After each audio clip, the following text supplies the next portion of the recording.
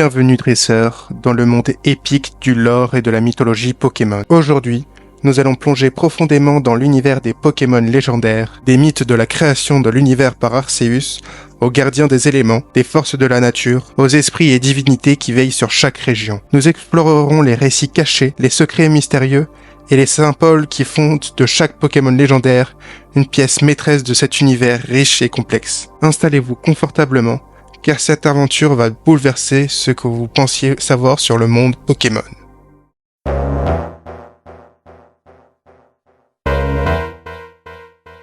Notre voyage commence à la toute origine du monde Pokémon. Selon la mythologie de Sinnoh, tout a commencé avec Arceus, le Pokémon créateur. Né d'un œuf apparu dans le néant, Arceus est l'entité divine qui a façonné l'univers, créant les premières forces cosmiques nécessaires à l'existence. Ses 1000 bras, souvent représentés par ses plaques, symbolisent sa capacité à influencer tous les aspects de l'univers. Arceus a créé 3 entités primordiales pour maintenir l'ordre cosmique, Dialga, Palkia et Giratina. Dialga, le maître du temps, possède la capacité de manipuler et de contrôler le temps. Dans la mythologie Pokémon, il est dit que le temps a commencé à s'écouler lorsque Dialga est né. Cette légende trouve un écho dans la mythologie grecque avec Chronos, le dieu du temps, qui est souvent représenté comme une force inéluctable et implacable.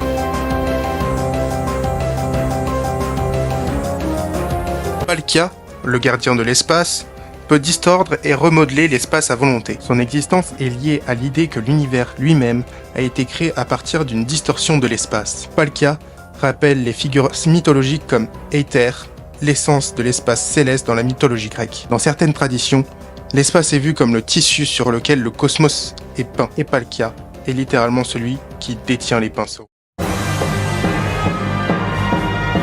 Giratina, le maître du monde distorsion, représente l'antimatière et l'équilibre des forces de l'univers. Contrairement à Dialga et Palkia, Giratina est une forme d'instabilité et de chaos. Selon les légendes de Sinnoh, il a été banni dans une dimension parallèle pour son comportement violent. Giratina incarne le concept du chaos nécessaire à l'équilibre, un peu comme des figures de l'ombre dans d'autres mythologies, telles que Loki dans la mythologie nordique ou Anubis dans l'Égypte ancienne. Arceus a également créé les esprits du lac, Créelfe, Créfollet et Créfadé, connus sous le nom de Trio du lac. Ces Pokémon sont les gardiens de l'esprit humain et Pokémon, représentant respectivement l'émotion, la connaissance et la volonté. Ils rappellent les muses dans la mythologie grecque, inspiré l'humanité à travers les arts et les sciences. Dans le lore Pokémon, ces 3 entités sont essentielles pour équilibrer le monde des Pokémon et des humains, créant un lien entre les êtres vivants et l'univers. Les mythes de Sinnoh sont non seulement des récits de la création, mais aussi des réflexions philosophiques sur la nature de l'existence. Arceus, Dialga, Palkia, Giratina et le trio du lac incarnent les forces de la création, de la destruction, du temps, de l'espace et de l'esprit. Ensemble, ils forment le cœur de la mythologie Pokémon, nous rappelant que le monde est une toile complexe de forces en équilibre.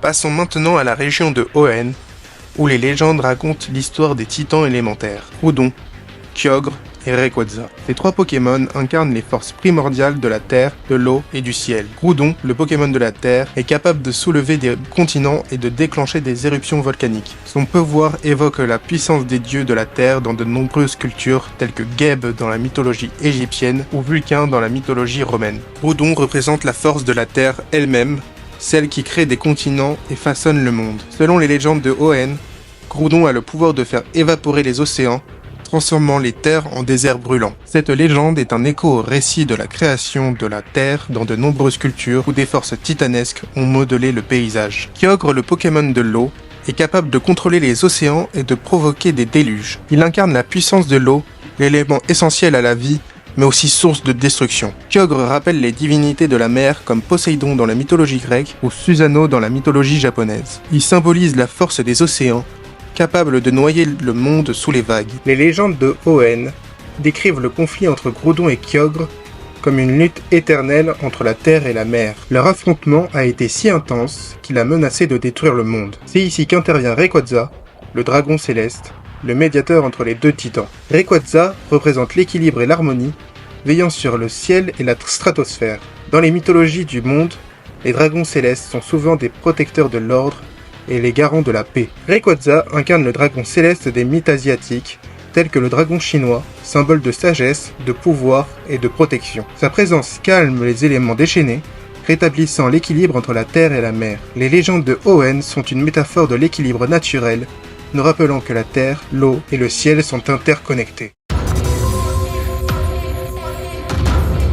Explorons maintenant les gardiens des royaumes, ces entités qui protègent des régions spécifiques et maintiennent les rituels sacrés. Commençons par la région d'Alola et ses gardiens des îles, Tokorico, Tokopillon, Tokotoro et Tokopisco. Chacun de ces Pokémon veille sur une île d'Alola, incarnant les forces de la nature propres à chaque territoire. Tokorico, le gardien de l'île de Mélémélé par exemple, est associé à la foudre et à la guerre. Dans la mythologie polynésienne, il existe de nombreuses divinités liées aux éléments naturels et aux forces de la nature. Les Tokos rappellent ces esprits protecteurs des îles qui veillent sur l'équilibre entre les humains et la nature. Leur rôle est de défendre leur territoire tout en maintenant un lien harmonieux avec les habitants.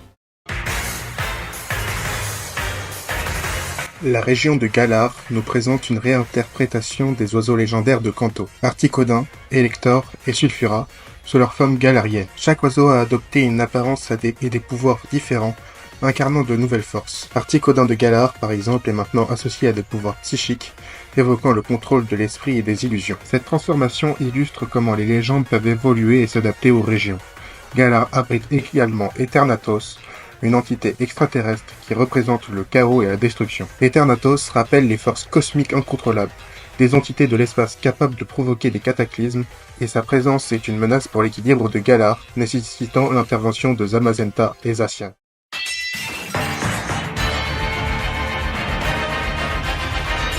Zamazenta et Zacian sont les protecteurs légendaires de Galar, incarnant respectivement le bouclier et l'épée. Leur union pour affronter Eternatus est une métaphore du courage, de la protection et de la dualité nécessaire pour combattre le chaos. Dans le folklore, les loups sont souvent des gardiens et des guerriers, symbolisant la loyauté et la force.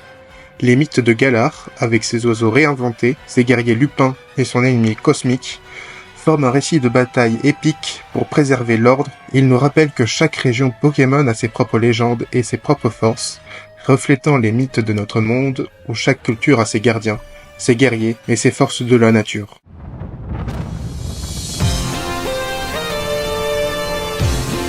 Enfin, nous ne pouvons pas parler des gardiens des royaumes sans mentionner Zygarde, Xerneas et Yveltal. Dans la région de Kalos, Xerneas est le Pokémon de la vie, apportant prospérité et renouveau. Yveltal, son opposé, est le Pokémon de la destruction, absorbant la vie pour maintenir l'équilibre. Zygarde, quant à lui, est l'observateur silencieux. Sous ses différentes formes, il veille sur l'équilibre de l'écosystème. Xerneas et Yveltal incarnent le cycle de la vie et de la mort, un thème central dans de nombreuses mythologies. Leur interaction rappelle que les concepts du yin et du yang, où deux forces opposées coexistent pour créer l'harmonie. Zygarde, sous sa forme complète, est l'incarnation de l'ordre. Il intervient lorsque l'équilibre est menacé, un peu comme les divinités protectrices qui interviennent pour préserver l'ordre du monde.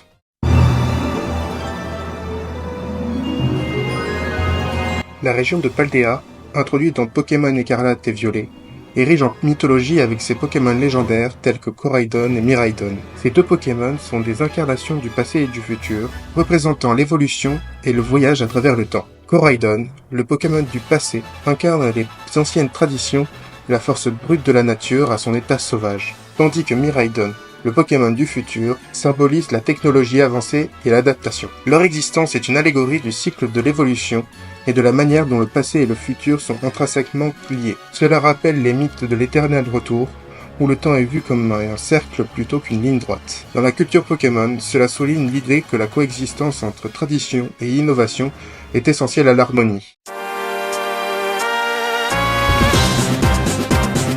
La 5e génération nous a offert l'un des récits les plus profonds et philosophiques de l'univers Pokémon, centré autour de Reshiram, Zekrom et Kyurem. Ces 3 dragons légendaires représentent des idéaux et des vérités fondamentales. Reshiram incarne la vérité, symbolisant la pureté, la lumière et la réalité. Zekrom, au contraire, incarne l'idéal, représentant l'aspiration, les rêves et l'énergie. Selon la légende d'Unis, un seul dragon existait autrefois, mais il s'est scindé en deux pour suivre les idéaux opposés de 2 frères. Cette scission a donné naissance à Reshiram et Zekrom. Kyurem, le dragon du froid, est ce qui reste du dragon originel, une coquille vide symbolisant la neutralité ou l'absence de choix. Kyurem représente le potentiel non réalisé, la partie de nous qui reste en suspens lorsque nous sommes déchirés entre des choix contradictoires. Le mythe de ces trois dragons est une exploration de la dualité et de l'équilibre entre vérité et idéalisme. Il rappelle des thèmes de la philosophie taoïste où le yin et le yang sont des forces opposées mais complémentaires. Reshiram et Zekrom sont ces forces et Kyurem est le vide entre elles, la possibilité de réunification ou de stase éternelle.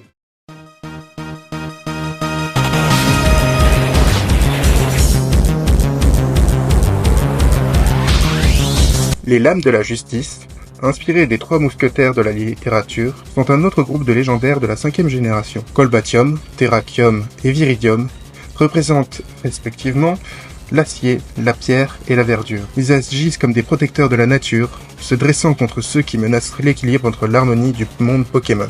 Keldeo, le 4e membre, et l'apprenti des Lames de la Justice, représentent le courage et la croissance. Ensemble, ces Pokémon incarnent des valeurs de protection, de justice et de solidarité. Leur histoire rappelle les récits chevaleresques où des chevaliers jurent de protéger les faibles et de défendre la nature contre les forces destructrices.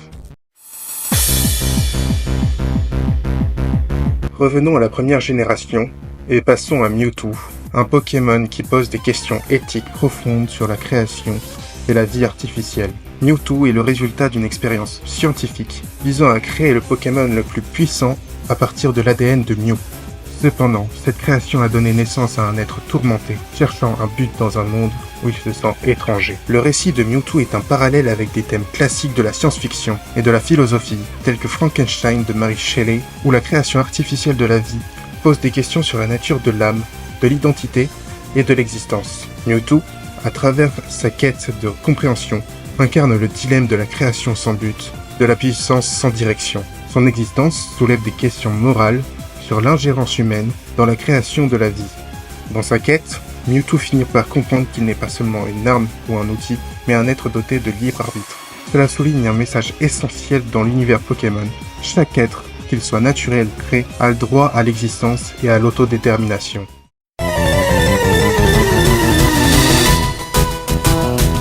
Plongeons maintenant dans le monde des Pokémon fabuleux, ces entités insaisissables qui incarnent des concepts profonds de la vie, de la mort et de la réalité.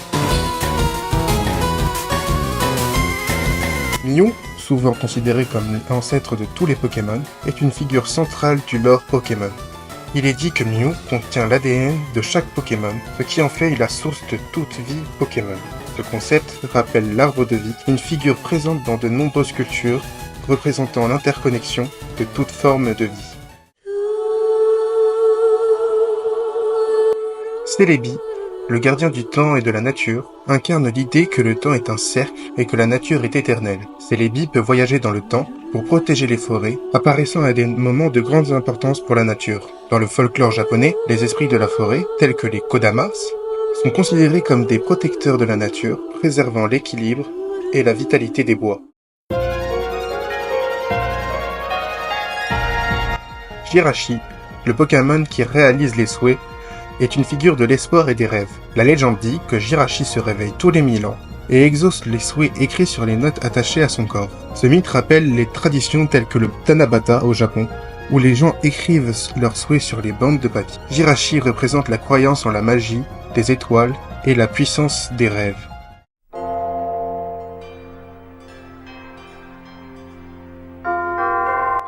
Darkrai, le Pokémon des cauchemars, représente les aspects les plus sombres de l'esprit. Bien que craint pour sa capacité à provoquer des cauchemars, Darkrai n'est pas nécessairement malveillant.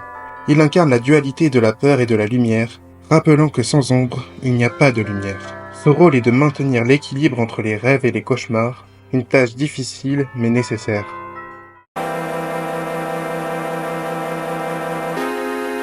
Entrons maintenant dans le monde des rêves avec Cresselia, le Pokémon lunaire. Cresselia est connue pour être la gardienne des rêves paisibles, opposant direct à Darkrai, le Pokémon des cauchemars. Cresselia représente la lumière et l'espoir dans l'obscurité, et souvent associée à la lune croissante, symbole de renouveau et de protection nocturne dans de nombreuses civilisations. Dans la mythologie Pokémon, Cresselia veille sur les rêves des humains et des Pokémon, les protégeant des cauchemars causés par Darkrai. Cette dualité entre Cresselia et Darkrai rappelle le concept du yin et du yang, où la lumière et l'obscurité coexistent en équilibre. Dans la culture asiatique, la lune est souvent considérée comme une gardienne des rêves et des esprits nocturnes, un rôle que Cresselia incarne parfaitement. Cresselia est également un symbole de la paix intérieure. Elle a la capacité de calmer l'esprit et de promouvoir des rêves positifs, offrant une vision du monde où le calme et la sérénité sont possibles, même dans l'obscurité. Son apparence élégante et gracieuse, semblable à un croissant de lune, renforce son rôle en tant que messagère de la tranquillité. En tant que gardienne des rêves, elle nous rappelle que l'espoir et la lumière existent toujours, même dans nos moments les plus sombres.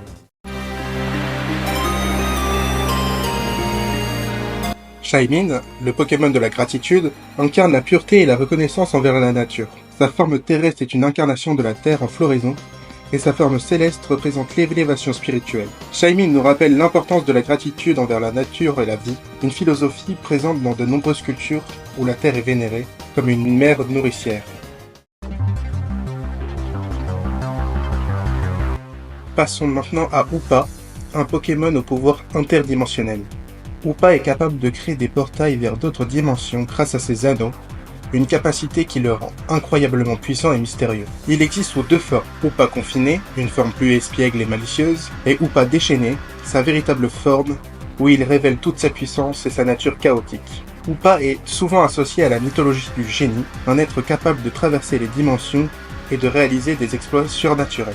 Sa forme déchaînée, avec ses multiples bras et sa taille massive, évoque des images de divinités indiennes telles que Shiva, souvent représentée avec de nombreux bras, symbolisant la capacité à manipuler de multiples aspects de la réalité. La légende de Hoopa raconte qu'il était capable de déplacer d'énormes objets à travers l'espace grâce à ses anneaux.